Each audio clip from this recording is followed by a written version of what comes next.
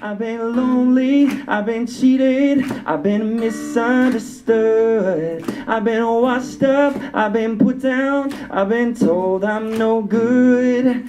But with you I belong. Dear Madam, I won't call you Miss Terious. As we both know, you're no miss, and there's no mysteriousness left surrounding your identity. I just can't believe you let me find out this way.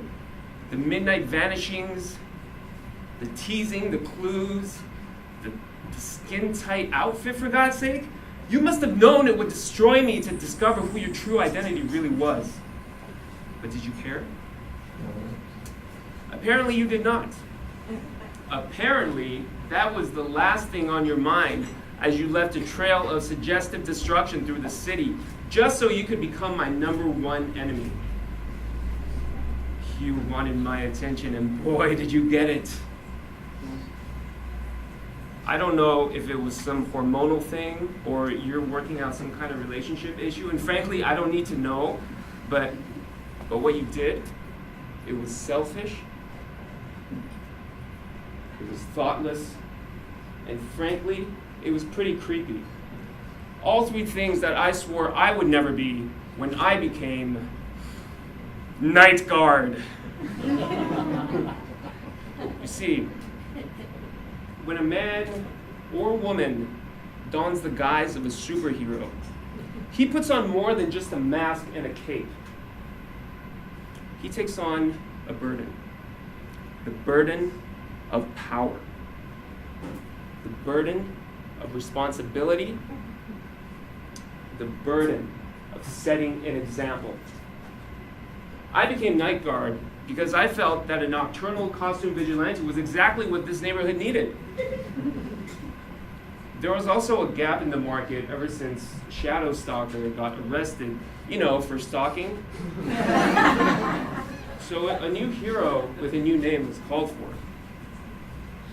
Okay, I was a college dropout working at Starbucks, but why shouldn't I answer the cries of the helpless? Why couldn't I keep the streets safe for drunk co-eds and lost tourists? And everyone seemed to like the idea. When I told Melanie, my shift manager at Starbucks, she told me that would help develop me as a person and as a barista.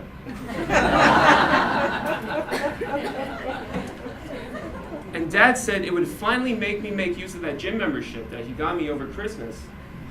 And when I told Emma Jane, my best friend since forever, she was insane for it.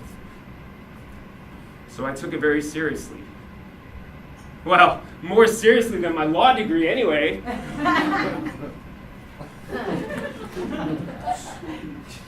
I trained hard. I went to that place that Emma Jane's goth friend recommended for a leather costume, and I actually let a guy with a nail through his septum take my groin measurements. I ordered unpronounceable martial arts weapons from Amazon with instructional DVDs, and I practiced every single night until they became second nature. And then, trembling with excitement and adrenaline, I went on my first night patrol. Frankly, the whole first month was pretty disappointing. Even when I finally caught some weedy rat boy burglar trying to break into an apartment, he just scampered off and gave me the finger. Oh, this one time, I stopped a couple crackheads from breaking into parked cars, and I also stopped this guy who was doing a door-to-door insurance scam. His case ended in a mistrial due to my so-called use of excessive force. If I was going to fight ordinary petty criminals and half the time watch them escape justice, I would have joined the police. So I made no secret of my disillusionment. Where are the daring villains? I lamented to Emma Jane over pizza. Where are the truly audacious and exciting robberies? I complained to Melanie. And as my mom was doing Wii Fit aerobics, I said, where is the imagination, the acts of pure creative evil? Oh, my home life was as dull as my superhero life. until you came along. Ah, Miss Terious. How I used to thrill when I heard your alias over the police radio. My fists would clench involuntarily, and so would my butt. Every time I heard your breathy, digitally disguised voice, my stomach did flips. And every time I saw your signature M at the scene of the crime, I broke into a sweat under my leather. I became angry, reckless, and yes, kind of horny. As I thought of what I would do to this meddling minx if I finally laid hands on her.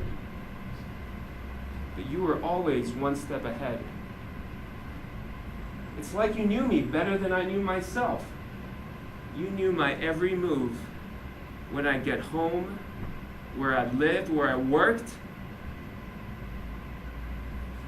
I probably should have asked Melanie straight out if she was Miss Terious. I definitely shouldn't have locked her in the handicapped bathroom at Starbucks and swallowed the key when she refused to admit that she was my swig Clyde villainess. I needed that job. And now I'm pretty sure she won't write me a reference. And poor Emma Jane, too. Rappelling into her bedroom and holding nunchucks to her throat was probably not one of my more subtle moves. But I was so sure you must be her. The long legs, the come-hither glances, the saucy wordplay, the acrobatic swordplay. It was only when she fainted in terror that I realized that Emma Jane could not be my unflappable foe. So then I went home, took my costume off, I threw it in the laundry basket, and I saw... How could you do it, Mom? Your own son!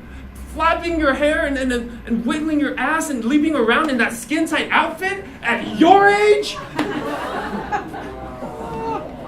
I know that We Fit keeps you toned and everything, and I know that you've been really depressed since you got fired from that job, and you feel like you've had something to prove, but this?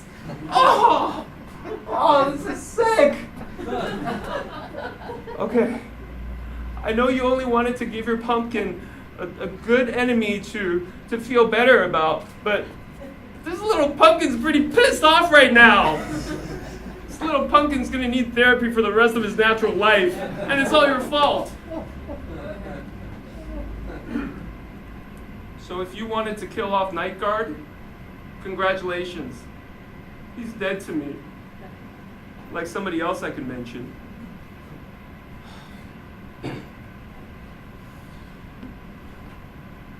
The victory, Miss Terious, is yours. Your son, Nathan. Oh, can you tell the dry cleaner there's like a stain on the left side of my costume? Don't ask. As we both know, leather garments are a nightmare to clean, right, Mom?